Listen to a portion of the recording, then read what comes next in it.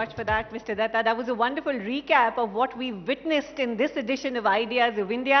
And as the stage is being set for the next session, ladies and gentlemen, a quick note to thank our sponsors once again. Our partners, Ideas of India, is co-presented by the Adani Group. It is co-powered by Gallant Group of Industries, High Glance Laboratories, Rajesh Masale, Knoll Healthcare. Our building partner is JK Super Cement.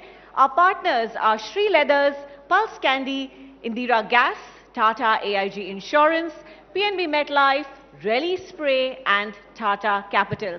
Our logistic partner is APML, and our state partners are Government of Goa, Government of Madhya Pradesh and Government of Uttar Pradesh. Our knowledge partner is Sharda University. And Ideas of India is brought to you in association with T2, our digital partner ABP Live, and our outdoor media partner is Outdoor Media Limited. So what do we say? Do we hear it for our friends and supporters one more time? Thank you so much for being a brilliant audience, and I think we're all set now for the finale of Ideas of India 4.0. दोस्तों सालों से दशकों से Indian sport was restricted to cricket, पर अब दुनिया, देश, audience बदल चुकी है. The nation is emerging as a powerhouse across multiple disciplines, from badminton to chess to billiards and tennis. We have much more to achieve, but our progress, whether it's at the Asian Games or at the Olympics, proves that we are so hungry to excel in beyond one sport. Now, this transformation is built on the grit, on the vision and relentless pursuit of excellence of sporting legends. Trailblazers who dared to dream beyond convention and have managed to place India on the world stage. Today, ladies and gentlemen, we are indeed privileged to be in the company of 4 such titans. And I urge you to show your respect and appreciation with a thunderous applause as we invite them one by one onto the stage. It's brilliant that you're warmed up. Now keep that applause going as I invite Prakash Padukone, the first Indian to win the All England Open in 1980, an accomplishment that changed the course of Indian badminton forever. A very warm welcome, sir. Today, of course, India has multiple shuttlers in the top global rankings. His legacy continues. Very warm welcome, sir. I'd like to invite on stage Vishwanathan Anand, India's first ever Grandmaster in 1988 and a 5-time World Chess Champion whose dominance paved the way for a chess revolution in India. There are over 85 Grandmasters in India now. Warm welcome, sir. Put your hands together for Geet Sethi, a 9-time World Billiards and Snooker champion, proving that excellence isn't defined by mainstream popularity, but by sheer mastery of the craft. His efforts through Olympic Gold Quest are shaping India's future champions. And finally, ladies and gentlemen, let's hear it for Leander Pace, an Olympic medalist, Grand Slam champion and International Tennis Hall of Famer who played for India at 7 Olympic Games, a record for any Indian athlete. There is decades and decades of experience, hard work and excellence on that stage. We are truly privileged. Let's welcome on stage our moderators, Dr. Shashi Tharoor and Chetan Bhagat.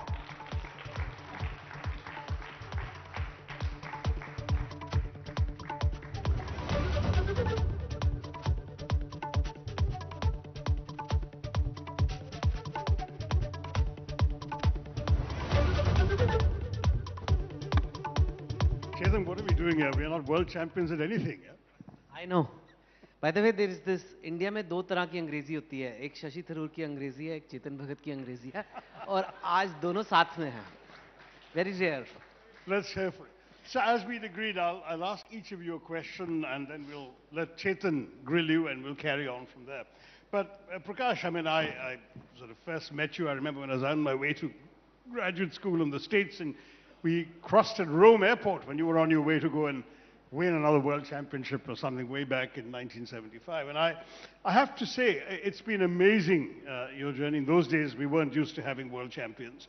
And just having you out there was an extraordinary thrill for all of us. What sparked your interest? I mean, this wasn't your dad's profession or your mom's, right? I mean, there was no badminton in the family. How did you become a badminton player? And then a world champ? Yeah. Good evening, everybody. Great privilege and honor to be here. I think before I proceed, I think you need to know a little bit history about how popular the sport was when I took up way back in 1960s. So I started in 1962 when badminton was not very popular, especially in the southern part of India. It was played mainly in the north, east and west. Nobody knew what badminton was in the south. There was another sport called ball badminton, which was very popular in the south, played only in India. It's almost extinct now. So that was very popular in all the southern states. So in fact, if you went to any of the southern states and said, do you play badminton? It meant ball badminton. So if you had to specifically say that, do you play shuttle? So when we played, people were asking, do you play shuttle? So then it meant shuttle. And in those days, in the whole of Bangalore, there were only 5 badminton courts, 5 in the whole of Bangalore put together, and out of those 3 were wedding halls. So your practice went maybe slightly higher than this. So 6 months in a year, it used to be booked for weddings. So if there were no weddings, then we could play badminton. But so that was how popular the sport was. And I took up the sport. My father was living in Bombay. He moved to Bangalore. And then he started the state association. So he was more of an administrator. So I used to go along with him. And so that's how I got interested in the sport. Initially, absolutely no idea that even whether I would even play for the district or the state. It was more for, I enjoyed playing the sport. So that's how I got started playing. And my father was the initial coach.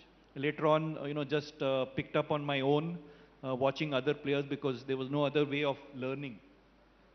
So it was only much later, when I started when I was 7, and when I was about 15, 16, when I won the national championship, that when I, thought of taking it up professionally. So till then you were just a casual player, you were going to school? Absolutely, we could play only for 6 months because the other 6 months, so I think the main thing was we had not too many options in those days. I don't think it was just for me, for everybody in the 60s, there were only 2 options.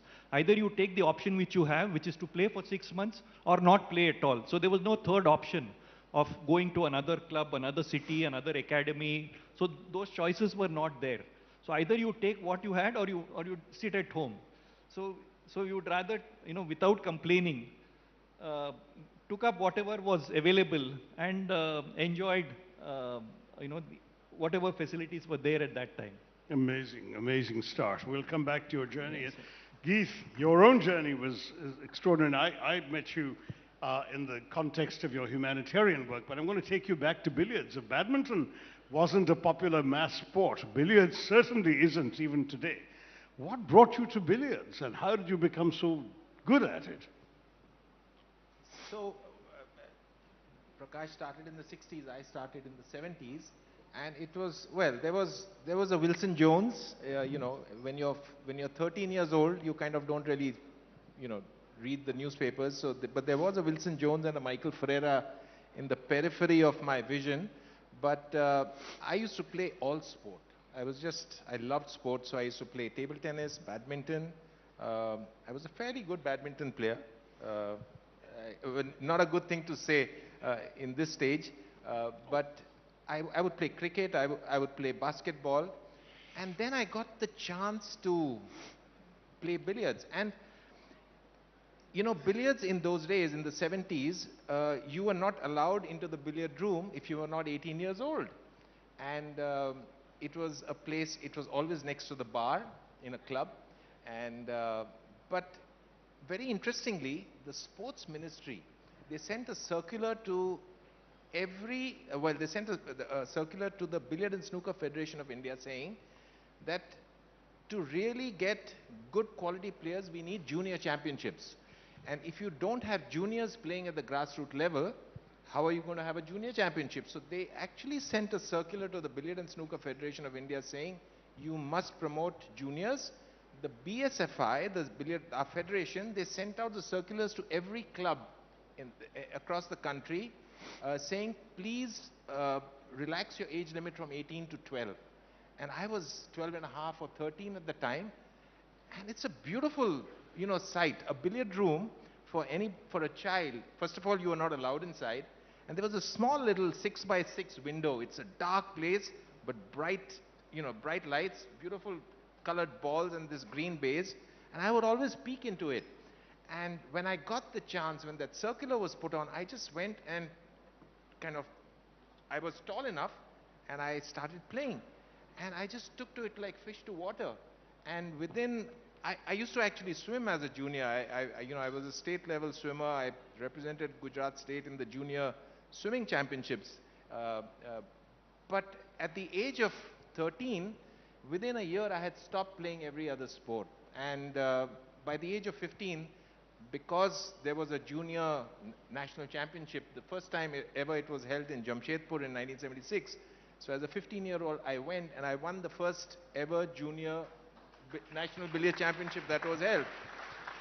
And then things just, you get some confidence, and you start taking the sport seriously. But my dad, he was an air traffic controller, and he got transferred to Ahmedabad, and he said, listen, buddy, and I started playing like 5-6 hours a day. He said, hello. By the time I was 15, 16, he said, you play as much as you want, but must get a first division. In those days, it used to be first division, 60% mark. He said, for your 10th and 12th, you have to get 60%. And I would put my cue aside for 2 months, just before the board exam, and I'd get 60.01, 60.02. And he'd say, no problem, continue to play. And I continued to play. I graduated with economic honors, and then I did my MBA as well. But it really became a profession when I was in my first year of my MBA. I got D's in about 6 subjects, but I was playing billiards at a very high level. I defeated Michael Ferreira, and that's when it really became a profession. So, great. Yeah, that's Terrific story and inspiring as well. Vishy, when I was growing up, we never had a grandmaster. In fact, I think when somebody made it to international master, that was news. What brought you to chess? We've heard what the other 2 guys' fathers did. What did your father do? And how did you start taking up chess? And how did you get so good at that? So I'm the youngest in my family. And one day when I was 6 years old, I walked into a room and my elder brother and sister were playing chess. So the first thing I did was to go and pester my mother, because of course you wanted to join in. So I went and pestered my mother to teach me. I was lucky my mother was a good chess player. She came from a family where they all played chess. So a lot of my uncles played chess at university and so on. And she taught me how to play. Then I guess they waited for a couple of months. And they must have noticed that I kept going back to the chessboard and trying to apply what she had taught me and so on. Then they thought, well, maybe he's interested. And my sister, near her college, there was a chess club. And she happened to see it one day when she was passing by. So then the idea came, well, why not take Anand there and put him in this chess club. It turned out this was India's strongest chess club, the Tal Chess Club. It was in the Soviet Cultural Center in Chennai, and all India's international masters were regular visitors there. They'd come and go, and it was a small chess community, but a very passionate one. Many people who still are active in the world of chess and so on. You always need these people, this engine at the beginning to start. So I joined that chess club. So I would describe it as a set of lucky coincidences. Sometimes you need luck, even on the board, but I needed it off as well. So first thing is I had a family member who knew how to play chess. 30, 40 years ago, that was 90% of the requirement for you to become a chess player. Because you couldn't look it up. You couldn't just find a book somewhere. You'd have to go to a specialized library and find a place where maybe they had it, and then you could look up the rules. Now, of course, it's so trivial because within 5 seconds with your phone, you can have the rules of chess there, and an app maybe to even test yourself. But these were very crucial milestones. The second one is, of course, that my sister happened to stumble on the strongest chess club. Then my dad got an assignment in the Philippines. And so we moved there. And this was when I was 9 years old. And the Philippines was having a kind of chess boom then. So again, a lucky coincidence. My mother got me restarted in chess, and by the way, also tennis. So I used to play a little bit of tennis back home, and then kind of continued my weak attempt at tennis in Manila as well. And but the chess thing was harder to find.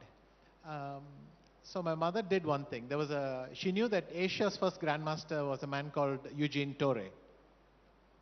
She literally took out the phone book, went to Torre, and started calling each one. Luckily, I think within the first 3, we stumbled on Eugene Torre, but the man listened to her patiently and said, actually, I'm his elder brother, but I know a good chess club which your son can join here. More important, the Philippines actually had a daily chess show on TV where they would show a game that had been played somewhere around the globe. So this was fantastic because you didn't have access to these games. But they would find a game played somewhere around the globe. They would show it to the audience with explanation. They would analyze it and then say, this is the reason this grandmaster did this and that, and so really high-level education. And at the end of the show, they would give a puzzle. You had to solve it and mail in your answer. At the end of the next show, they would put all the correct answers that they'd received into a box. In would go the hand, they'd pull one envelope out, and that person was called to the show after that. So we entered a couple of these shows. And by the way, I was at school. So the show was always between 2 and 3 in the afternoon. I was at school. My mother would watch the program. She would write down everything they said about that game. Then she would note down the puzzle. And when I came back after I finished my homework, she would show it to me. So both my parents were very supportive, but hard to emphasize just how much my mother, and accompanying me everywhere, taking me to all sorts of tournaments and so on. So very crucial part. Eventually we won a prize, then we won it again, and I think after I won 5 or 6, and the prize was always a chess book, which was very, very valuable. So I think after I won several attempts, they invited me to the back of the studio where they had their library, and they said, help yourself to all the books you want, but please don't send any more answers. And when I got back from the Philippines, I went back to the same chess club and continued.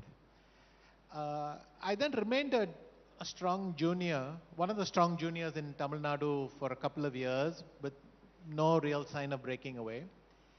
Then in 1983, I played, during the summer holidays, I played a tournament in the chess club, and then I went to the national team championship.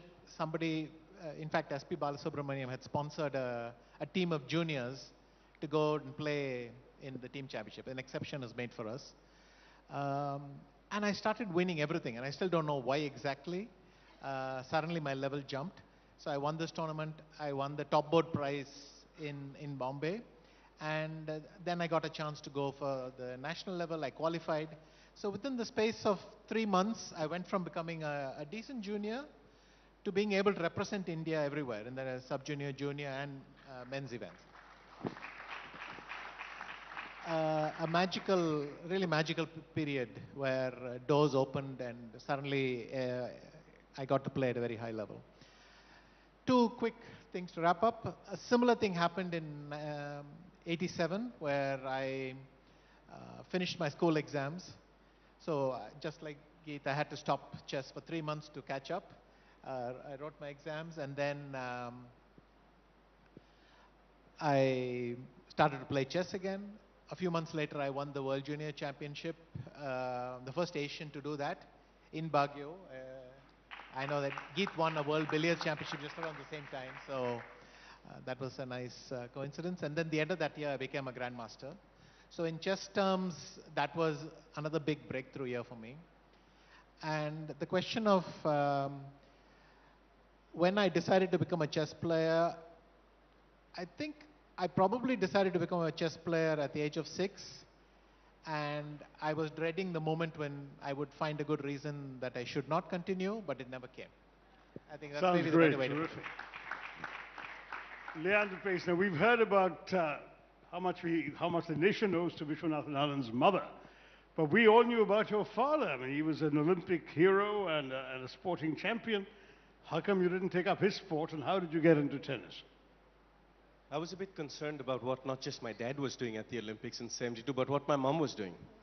Because in 1972, both were at the Olympics. I was born to a Bengali mother who was 5 foot nothing in height, and she captained the Indian basketball team. Mother, like most Indian women, have great intuition, great leaders of the pack. My mom knew every single teammate's children's birthdays, and she just kept the team together. My dad, on the other hand, was Portuguese Goan descent, 6'3", center half of the Indian 1972 Munich Olympics team. But what concerned me most was not just the genetics that they passed on, but at the Munich Olympics, for a few of you who remember, Palestinian terrorists took Israeli athletes hostage. The games were shut down for 4 days. 10,000 athletes in the Olympic Village are housed along one street in alphabetical order by country. So India was bang opposite Israel. So the German army was in, Sashi. They had boarded down the Indian windows, boarded down the doors, removed the televisions, removed the newspapers. No athletes were allowed outside the village, and no civilians were allowed in. I guess they had nothing else better to do because I was conceived in those 4 days.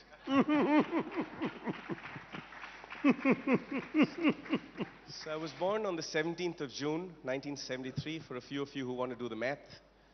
But being born to a Bengali mother and a Goan dad, I was born with these legs. Football was my passion. And in class, I would always get punished because I had a football at the end of my feet, and I would be donutting all my class teachers, my classmates, and this football was always around me, you know, everywhere I went. And when I was 11 years old, New York brought a football team called New York Cosmos. They came to Calcutta and played at the big stadium, and Pele came along with them. And I was a ball boy for that match. And the first ball that came back, I caught it, I threw it back. The second ball that came, caught it, threw it back. At the end of the second half, I got a little bored, you know. So when the ball came out on my side, I collected it on my chest, juggled it for about 16, 17 times, and headed it back to Mr. Pele. Well, he looked at me and he says, "After match, I see you." So I thought I was in trouble. And after the match, Mr. Pele came over along with Marco van Basten, and we did a little tiki-taka for about 15 minutes. And then they selected me for a junior European football team called PSV Eindhoven. I went over to Europe, and you can just imagine every Calcutta kid's dream where you play gully cricket, gully football barefoot, right? And then you're suddenly going off to Europe where they give you boots. You can play with proper gear and fields that have grass on them. And after about 6 weeks, the Barcelona scouts came, and I remember they took all the kids through the paces. And 2 days later, I was shipped off to Barcelona to the junior program. I lived there for 7 months, and after 7 months, they confirmed that I was going to be the playing 11 of the Barcelona under-17 football team. I was 11 years old at the time. But they had only one criteria, and that was I had to give up my Indian passport. To which I asked why, and the coach said, if we are going to pump in $1 million into your training, your coaching, your diet, your fitness, your mental training, then we can't have you play for another country. You have to play for Spain. and you have to play for Barcelona. So like a good Indian boy, I turned to him, Sashi, and I said, I have to go home and ask my mummy and daddy. Well, the next morning at 5:30, when I was leaving the academy, the coach came over to bid me farewell, and he said to me, I know you're not coming back. So I said, why do you know that? He said, no 11-year-old kid packs his bag in the room so well. You've not even left one toothbrush. You've not even left one shirt, nothing. I know you're not coming back. And if you leave Barcelona today, give up football. Because we are the #1 football academy in the world. So I came back to Calcutta, and I remember sitting in my parents' dining table. I always sat on my dad's left, because mom sat on dad's right. And my father was ridiculing me a bit. He was like, you've given up your dream, and you're so talented at football, and what are you going to do now, you know? And I looked over beyond my dad's right shoulder, and in the living room was my Uncle Basil's picture. And he was wearing a Fred Perry sweater with 3 tennis rackets in his hand. So like a chirpy little kid, I said, tennis, I'll play tennis. And my dad laughed at me for about 6 minutes. You know when you're 11 years old and if your father laughs at you for 6 minutes, it hurts. So I said to him, find me the best tennis academy, give me 52 weeks, and I will let you know if I can do this. So then, on the 12th of May 1986, I was shipped off to Madras, and I lived in Madras with the Britannia Amritraj Tennis Academy. There were 8 other kids there who were all the best in Asia. They were all tennis players for like 8 years, 9 years, 10 years. And I felt so out of place the first year because those kids wore collared shirts. My football shirts had a V-neck. They wore short sleeve, I had no sleeves. They wore long shorts, I had short shorts.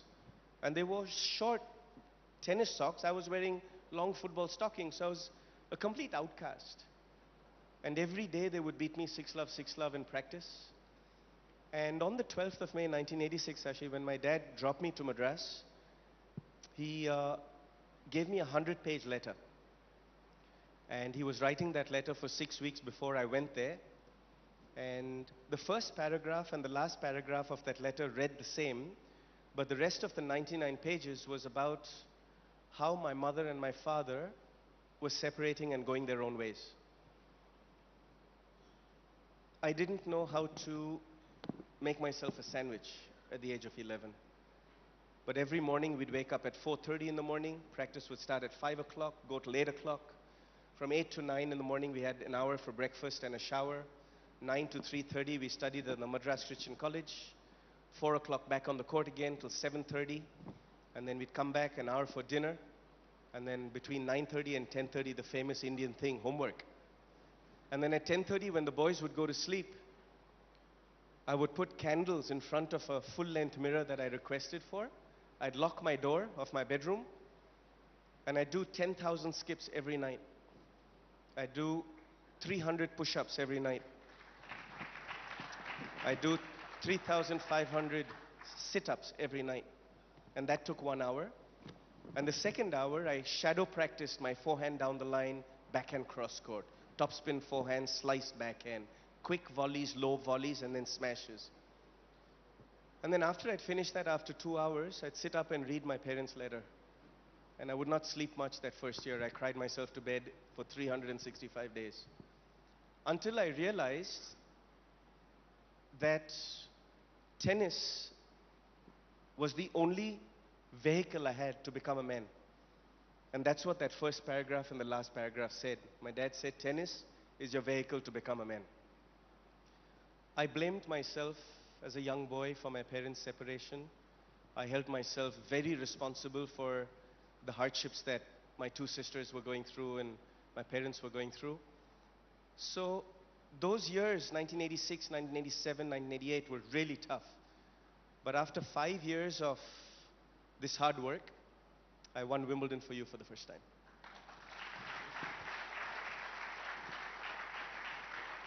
Over to you, Chet. Oh, these are incredible stories. What questions? I mean, we're supposed to talk about sports policy and Olympics now. Okay, we'll talk. Yeah, I have some questions. Let me just ask one, and all of you please give your views. Firstly, how do you feel overall India's Olympic performances? Is it you feel we are doing quite well, or compared to the stature of the country, our medals haul not as great? And specifically, how in some sports in Olympics have a lot more medals than others? Like hockey, there's a whole team of people, but there's finally one medal. But swimming, I don't know, there are dozens of medals. Diving, there are lots of medals. Gymnastics, there are lots of medals. And we haven't won in those. A big, like, so why is it, do you think, in your own individual views, we haven't been able to crack those sports? And what's your overall thing on how are we doing on Olympics? And some of you with Olympic Gold Quest are super associated with this cause. So we'd love your thoughts on that one by one. Let's start in the other direction now, from Leander till Prakash sir. My thought process on the question you asked about winning medals comes to geographical genetics. What is geographical genetics? The tremendous respect I have for all these amazing sons of the soil here is because each of them are self-made men. And I think if we looked at our entire country, most of our young women who have won or been on podiums or won medals or been in world championships are all self-made.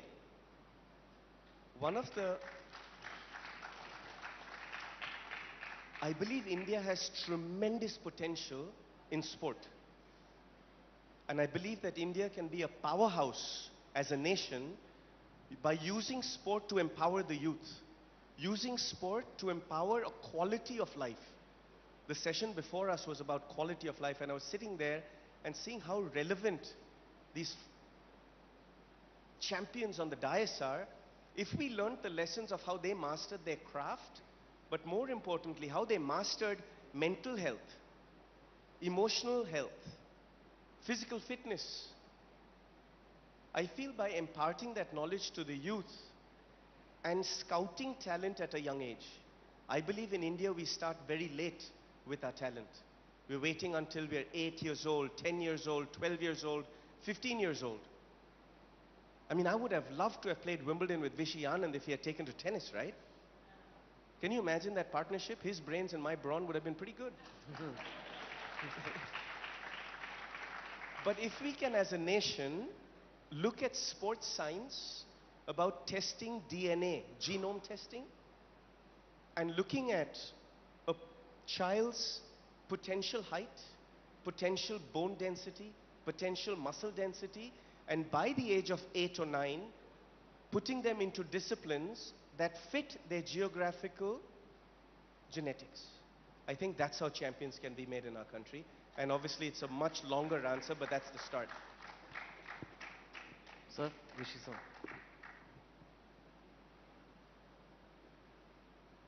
So, I think in all countries you'll find examples of sports people who just follow their passion and do what it takes. But something like this has to be part of a bigger movement. So now there are two ways to look at this. One is a highly specialized model where there exist institutions that first identify talent and then funnel them in the proper direction and so on. But actually I believe a more natural model is a country where people passionately and enthusiastically engage in sport. 99% of them are not trying to win medals. It's just playing sport and enjoying sport is seen as a healthy part of growing up. And if you work backwards, then that also means that such a country will have some sporting facilities at every village and so on. And you can, the affection for the sport, the passion for the sport will be passed down generations. It will pass down culturally. And that's enough. This eventually, if you think of a pyramid model, then at the top you will get some fantastic excellence. Now, in India it's a complicated story because frankly, a country with lots and lots of needs. The area I'm working on or being part of with, let's say, Olympic Gold Quest is at the top where we try to identify talent and then see how do we support them to do the best they can and get to how they. There, the aim is to take a small group of very talented athletes and ensure that they have the best resources, that they're not handicapped in any way in terms of what's available to them, and get them all the resources they need and help them compete. But I think even this should fit into the longer goal, which is if we then win medals, you inspire more people to take part, you inspire the sport to become a part of society. Because ultimately, when I want someone to play chess, I want them to enjoy chess, I want them to gain the mental habits that you will get from chess. The sporting success is only accidental. And as a country, when sports become something that, a mass movement and so on, that's when it'll happen. But with my experience on the board of OGQ, when I started my own academy, the West Prajanand Academy, I followed a similar model. I tried to identify the most promising juniors and give them the support I thought I needed. I tried to imagine myself at their age and what it is I would want to tell them then, and that's the kind of thing. And one final point, that even though we're not getting as many medals as I think is our due for a country of our size, it's clear to me that now we are competitive in many, many more sports. We are missing narrowly, and people are not satisfied in missing narrowly. And that is the most important spirit or attitude you have to build. The rest, I think, will follow.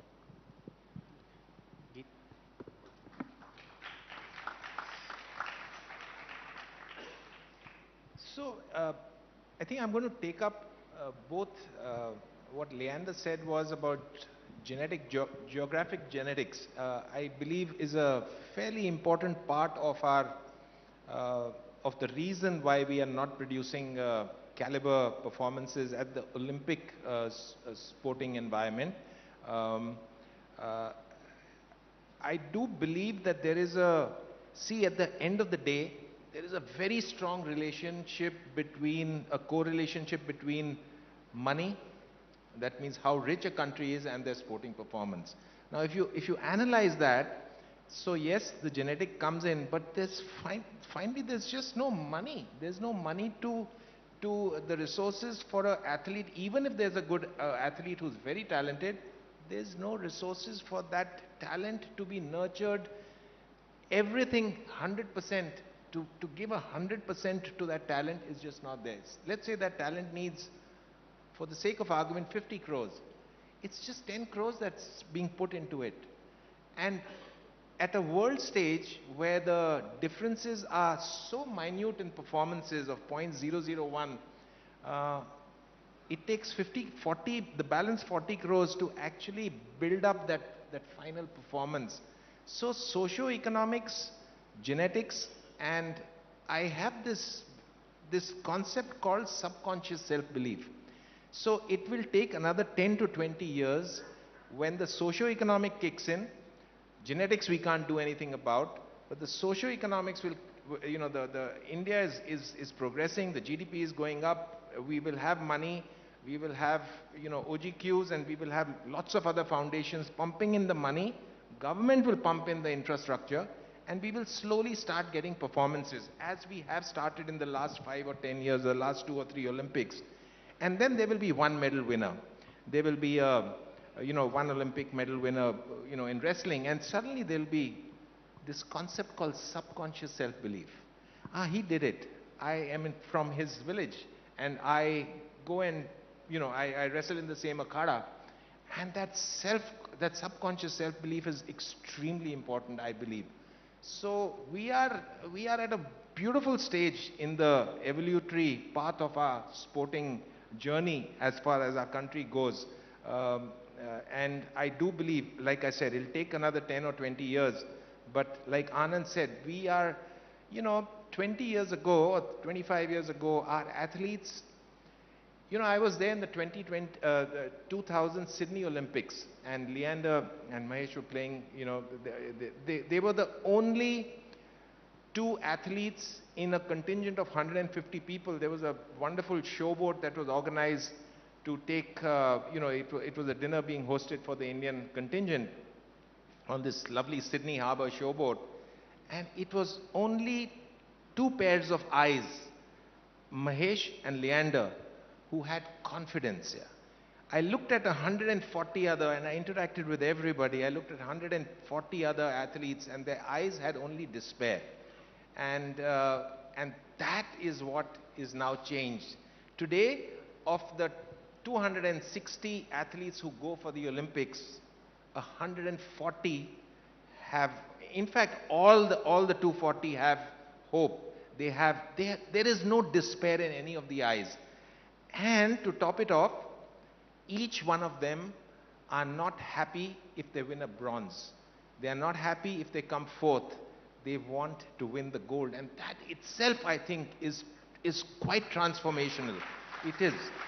So, this journey will continue, but in 20 years, I am convinced that we will be a nation where we will be getting double digit, even, you know, we'll be, and once we start getting those medals, it's going to be exponential. So then 6 is not going to become 10.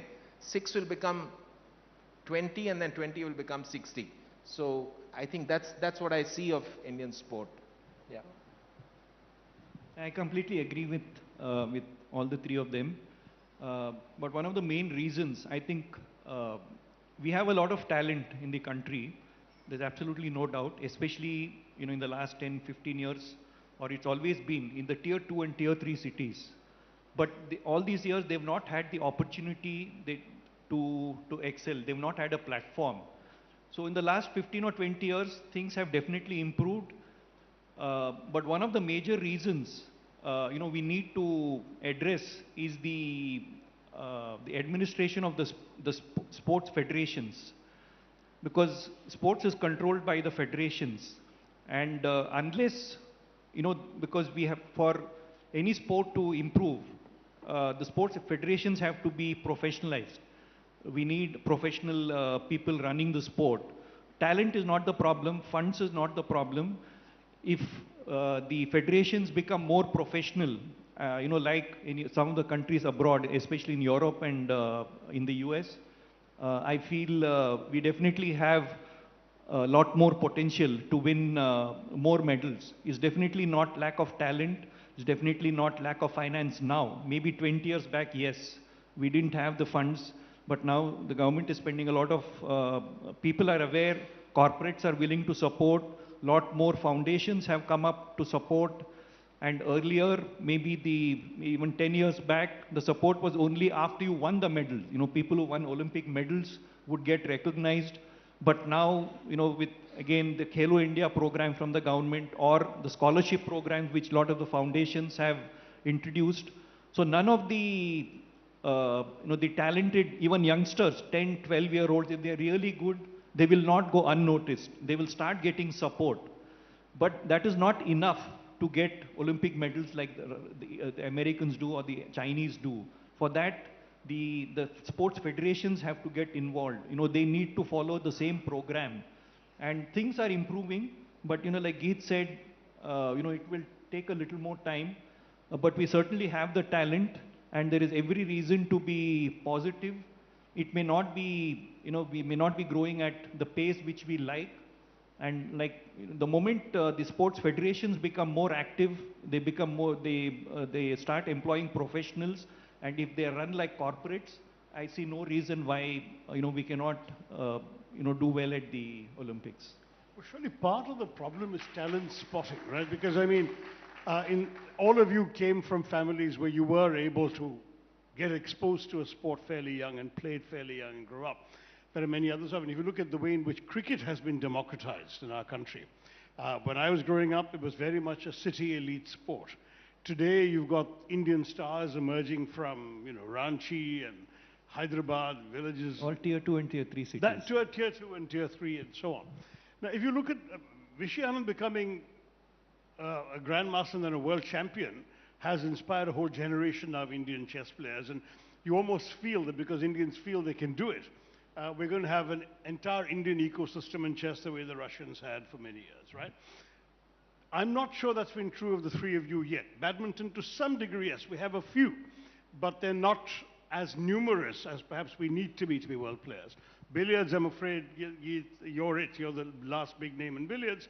And Leander, you won a singles bronze, but we haven't had a singles player in tennis in the entire 30 years since you won that medal, or 29 years. And the worry that I have for me is, where are we? Maybe we're not looking in the right places. I mean, you talked about this business of testing people for genetics and so on. Who's going to do it? Prakash talked about the federations. Does the Tennis Federation in India have a capacity to do that kind of thing? I'm really curious about this because we've got a real challenge. The Chinese showed an amazing, but they were only admitted to the Olympics in '98.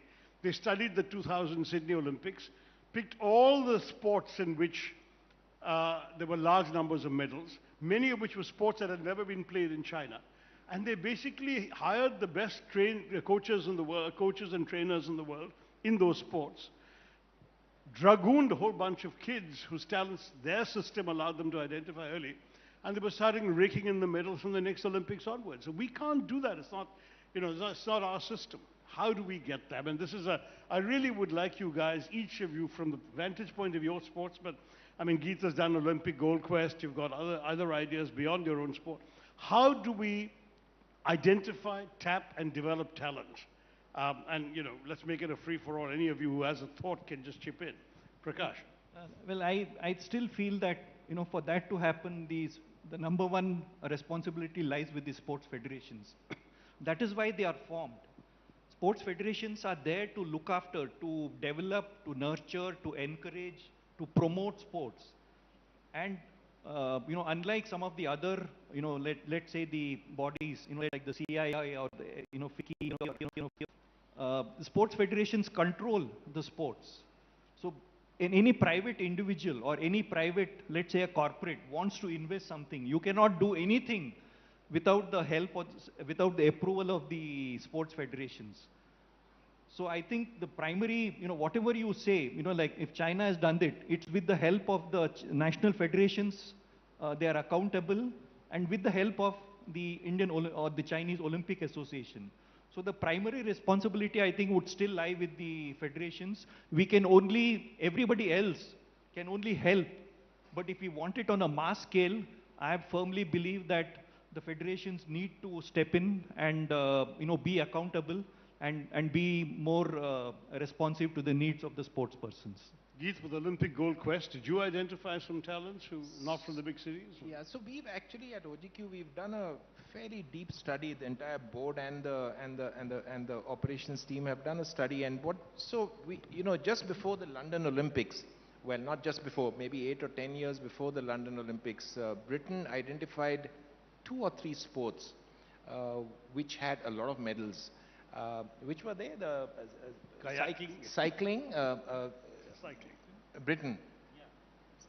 I think cycling, swimming. Swimming, cycling. Where they have a lot of medals. They focused all their energies, government funding, university funding, and private funding. They focused on these 3 sports, which had 60 or 70 medals between the 3 sports. And they came up, they were not in sporting success, Olympic success-wise, they were not very good. And they did very well in terms of performance at the Olympics, in terms of the number of medals they got back. So we did a kind of study, and I think what we found out was that for India, and we identified boxing, badminton, archery, and shooting as the 4 priority sport that India should focus on, because if you take shooting, boxing, archery, and wrestling, they're very technical sports. It's like they're precision sport. It's, the genetic part doesn't really come in. You don't require huge muscle. Even though wrestling, you need great body and all, but it's a lot of technique, including boxing. And we said, let's focus all our energies in these 4 sports and see what happens. There was a little historical background. Rajavendra Rathod won a silver at the Olympics in no, not Shooting. in Sydney, and so that kind of gave it kind of gave weight to that whole theory. But strangely, after focusing so much on shooting, we didn't get Abhinav Bindra got his gold in Beijing, and then suddenly there was a bit of a lull. We expected 7, 8, 10 medals in shooting. We've got now in France, in Paris, we got three medals in shooting. But that is the route to take for our country. We've done a very deep study. We have no chance in aquatics. We have just no chance, and that's the brutal truth. We have no chance in athletics. Because the genetic comes in, there is no historical tradition, there is no hero, there is no Prakash Padukone of the and P.T. Usha heading the Olympics committee. She's an athlete. But that's just and she was not an Olympic medal winner. She just reached there. I mean, she was very good, but she was not the best. So you need to be right up there. You need to be a gold medal winner to really inspire the youth. Anyway, that's my take. I think there are some sports, where the difference is so huge, between the world standards and us, the Indians. It's quite natural it happens, because the sports are not popular or... So it's better not to, for the sports to identify sports where we have a chance of a medal. And that's what the government is also doing. So they are called the priority sports. So it's not that the other sports are not being encouraged. Javelin wasn't in that list of 4 sports, and look, we won the gold medal in the Olympics. Yeah, so athletics is there, but moment you find somebody like that, but for a long time, it's very likely that, that could be only one medal in the, in athletics. I mean, we have to face the facts. That is because there's a big difference, in the world standards and here, let's say for swimming, or some of the other sports, like basketball, football, volleyball. I don't think, we can think of getting a medal in let's say in the next 3 or 4 Olympics, because the difference is so huge, vast, between the world winners and... But could we be looking in the wrong place? I mean, could we find athletes amongst the tribals in Chhattisgarh or Jharkhand and get them to... I mean, they're probably trudging marathon distances every day to just survive. Sashi, just as your question you asked, I'm very concerned about my sport, tennis. Because if you look at tennis at the moment, our association itself is sitting in Supreme Court. The players are fighting against the association. There are different groups. So in that, I feel that in tradition, everyone looked at cricket. Cricket got a lot of sponsorship. Cricket got a lot of television. Cricket got a lot of limelight. But as an athlete, I believe we should learn from the BCCI. We should learn from IPL. We should learn from the cricket governing bodies that actually took the stalwarts of the game and made them empires, made them administrators, gave them academies. I'm so proud of what Prakash sir and Dravid are doing down in Bangalore, or what OGQ are doing. In that, I feel like you must compliment Khelo India, because in the last budget that is passed, approximately 1,500 crores have been budgeted just for Khelo India. That's not the sports budget, that's the Khelo India budget. And I believe that before we start dreaming about winning medals, we got to create a system. And one of the things I'm concerned about is that if you look at tennis, in India, we've won 52 Grand Slam titles. We've played 7 Olympics. We've got the world record in Davis Cup. In India today, we sit with the Hall of Fame in India as the first Asian male. But there is no system in tennis. And that is something I think is imperative and really important, to actually come in and create a system, just as Vishy is doing right now with chess. He's doing such a magnificent job. OGQ is doing such a magnificent job creating a system. You look at Parth Jindal, best Olympic training center in the country. But you got to get the knowledge. Parth has invested so much money in it, but where is the knowledge? So in that, I feel like, especially with my sport in tennis, to come in and create a system where the players, along with administration, along with governance, and follow that same system that BCCI took to create 200,000 cricket clubs in Bombay alone. 200 cricket clubs in West Bengal alone. 200 cricket clubs in Northeast. Now, when you go out into tier 2, tier 3, if you listen to everything that the four of us are saying, we're saying the talent is there, but the talent is being untouched. Which means they can't come to us. We got to go to them. And hence, opening up Olympic training centers, opening up sports science academies, opening up what the NCAA was done, the National Collegiate Athletic Association in the Americas, where every college student who has a talent in sport gets a scholarship. And I think that that is when India can dream about great sporting systems to move the GDP of the nation based on the academic scholarship, based on sporting talent. That is, in my humble view, what's going to make India potentially one of the greatest countries in the world by using sport as a vehicle to empower the youngest youth population on the planet. Rishi, So, one of the obvious comparisons is China, because similar population, you can ask the same questions. But I believe the cultural factors are much more important. I mean, I'm no expert, but from the outside, I feel that Indians are much more individualistic than Chinese people. So if you see, even as a country, they have a track record of centrally planned, executed all the way down projects. And this could be railways, this could be electricity, this could be sports, just so many fields.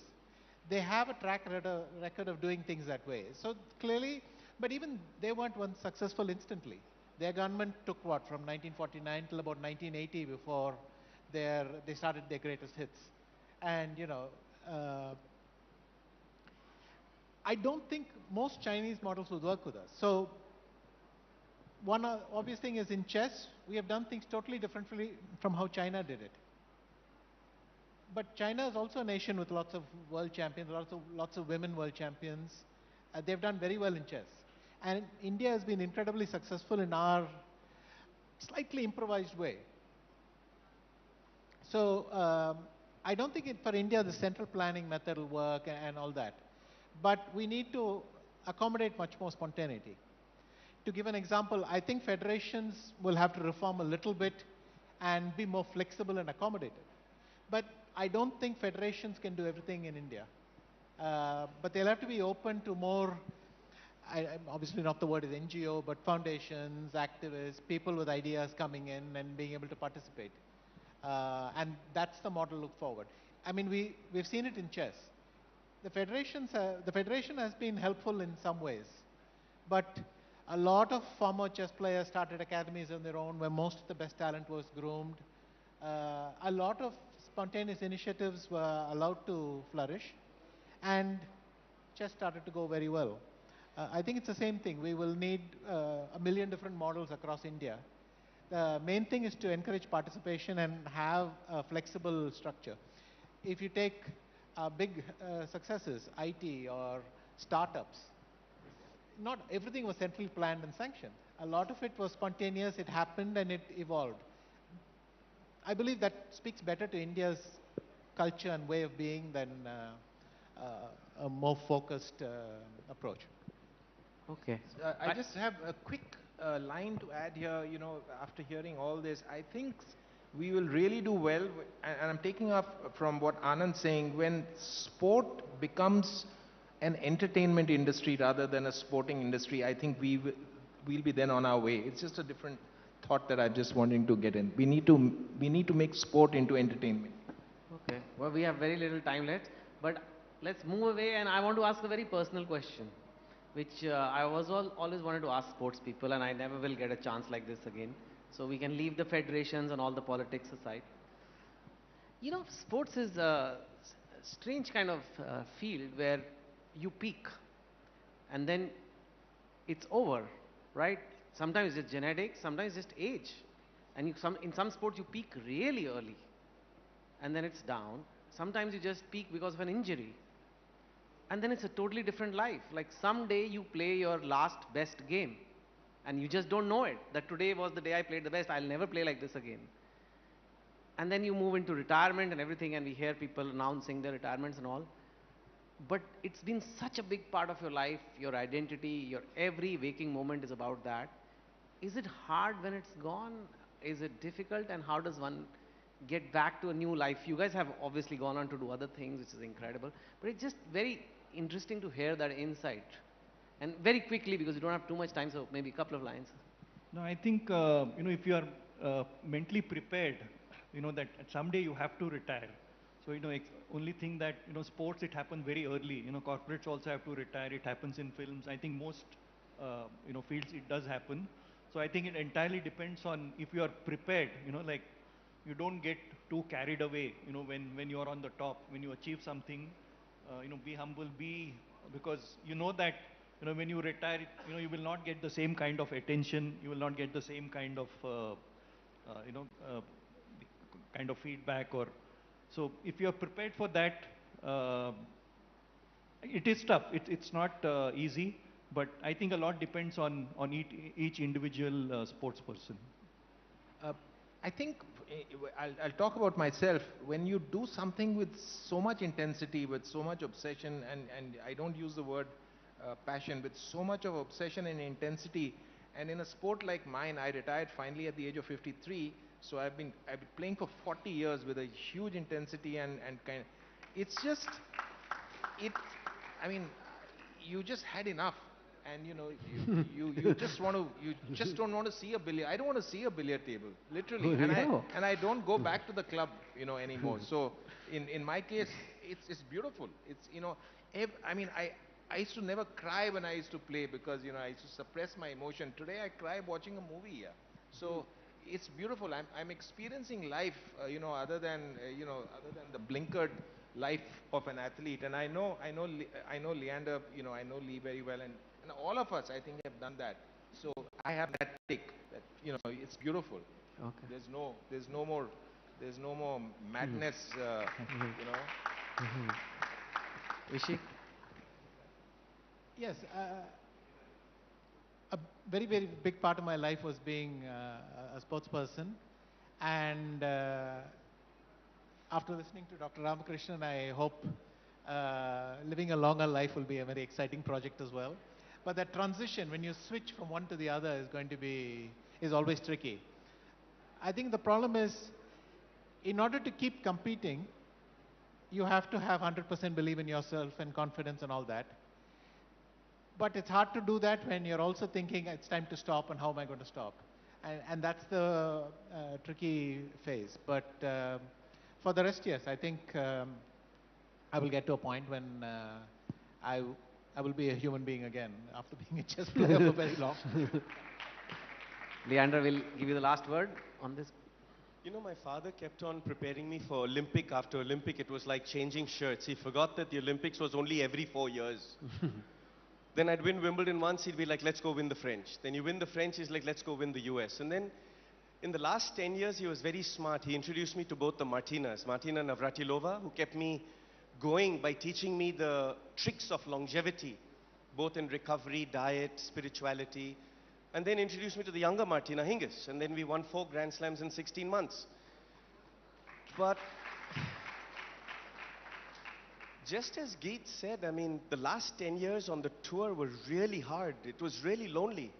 Tennis being an individual sport and a global sport, a lot of what people see is the 7-star hotels. You see this Arthur Ashe Stadium and see the fancy cars and cities we travel to, but they don't see the sweat and blood and tears of reading a 100-page letter through 40 years of a career. And I'm very grateful to COVID for having a global pandemic to finally get me to turn my rackets into my mom. She locked them up and I haven't seen them since. Oh, wow. Okay. So, as Geet said, I have taken the last 3.5 years off. I have a complete flat line in a heartbeat when I see a tennis court. I only play when I do exhibitions at Wimbledon or I play with my daughter, who's now wanting to be the 3rd generation Olympic athlete in our family. But I want to take a minute because a lot of you who know me know that I pay attention to detail. And I really want to compliment these three champions on how fit they've kept themselves, on how trim they've kept themselves, how beautifully they've kept themselves physically and mentally. And I keep teasing Geet and Prakash sir because Vishy and myself, we haven't quite got the salt in our hair yet. But these two guys are really good-looking, handsome men. So great job, you three guys, on staying fit. Yeah. Well, that's all we have time for. What a lovely last session. Save the best for us, really. Thank you.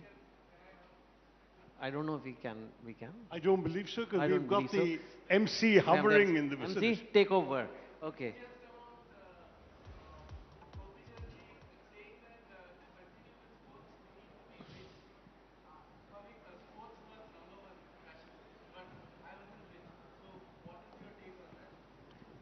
Well, Maybe a quick answer, because it's about your sport. I don't agree with that. The question was, do you have to be rich to be a sportsman? Yeah. Maybe it was true 20 or 30 years back. I don't know whether it's been misquoted or, sometimes the press does not really, say what the player or, the sports person wanted it to say. But I don't think it will not be relevant now because, like we just discussed, there's so many opportunities, 20 years back, 30 years back, it was possible. But now, with so much support available, and the other thing, which I want to emphasize, if you've seen the medal winners, let's say in the last 50 years, almost 95% of them have come from middle class or lower middle class. I'm not talking of their current, when they started. You take any sport, right from maybe, Krishnan to, to hockey players, or when they started, their background, they were all middle class or lower middle class. Very few, maybe just one or two exceptions, maybe Navaba Pataudi or Vijay Merchant or, a few. Otherwise, everybody is from, not so rich families. So that is my take. So I think, and the people from tier 2, tier 3 cities are willing to work hard. It's no fault of, the rich people or the kids. It's the way they've been brought up, because sports needs a lot more, than what the rich kids are used to.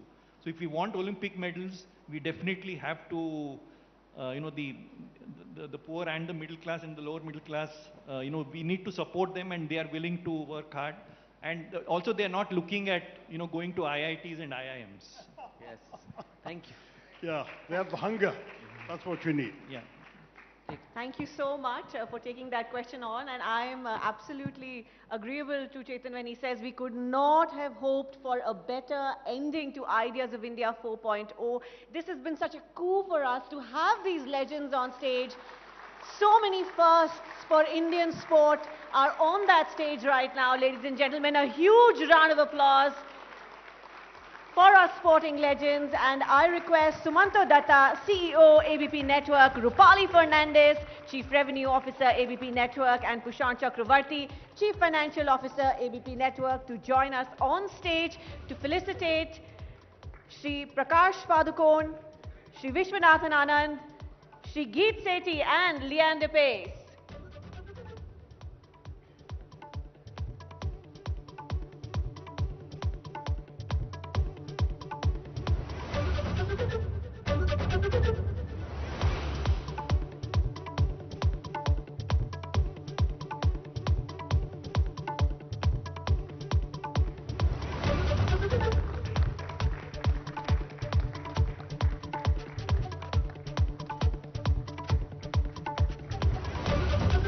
Not just shared lessons around sportsmanship, but they've shared lessons around life today.